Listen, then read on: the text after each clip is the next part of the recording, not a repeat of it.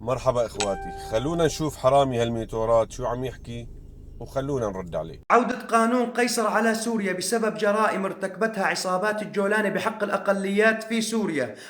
لا أولو منيح انك خبرتنا. الكونغرس الأمريكي يعقد اجتماع مغلق في الأسبوع المقبل لكشف جرائم عصابات الجولاني الإرهابية بحق الأقليات في سوريا، وأخص فيها أبناء الطائفة العلوية في الساحل السوري. أحد أبناء الطائفة العلوية اللي متواجد في أمريكا معه إثباتات ودلائل وشهود عيان شافوا الجرائم اللي ارتكبتها عصابات الجولاني بحق أبناء الطائفة العلوية بعينهم. لا أولو، طيب وين صاحبك هذا اللي معه الأدلة؟ ليش ما نزلت لنا فيديوهات؟ ليش ما نزلت لنا شيء عن الأدلة مثل ما بالعادة بتنزل فيديوهات وأدلة وإنه موجود وبتكون منزل الفيديو عن شيء وبتحكي فيه بشيء تاني، كذب ونفاق مثل العادة. بعدين حرامي ميتورات وإعلامي، يعني شلون ظابطة معك؟ أما نحن عنا دليل عليك على فكرة إنه أنت سراق ميتورات، في لك صور وفيديوهات إذا بتحب. واجب علي أقدم لكم المساعدة.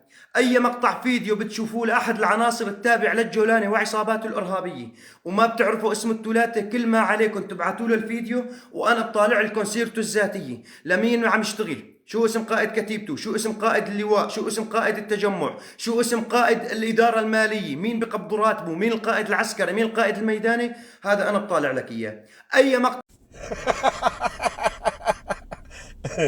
طيب تفضلوا. ها طلع الزلمة كمان وزير المخابرات العامة، يعني كمان بيعرف إذا بدكم أي شيء. طيب فيك تجيب لنا واحد حرامي ميتورات معلم؟ في واحد حرامي ميتورات فيك تجيب لنا إياه؟ جيب لنا اسمه، اسم أمه، وكم ميتور سارق، وكل البيانات اللي أنت حكيت فيها. ساعدنا بهذا الموضوع، الله يسعدك. كمل لنشوف. فيديو لعنصر من هيئة تخريب الشام، انت كشخص ما بتعرفه، كل ما عليك تبعت لي الفيديو.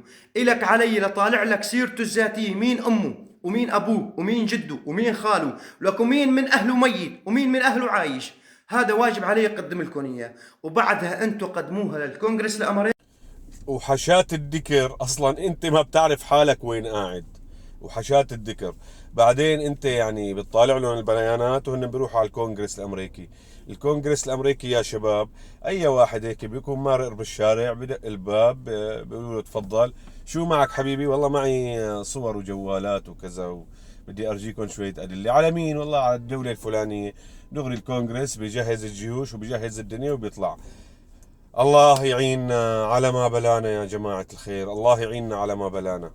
العناصر هيئة تخريب الشام شاركوا بقتل ابناء الطائفة العلوية في الساحل السوري.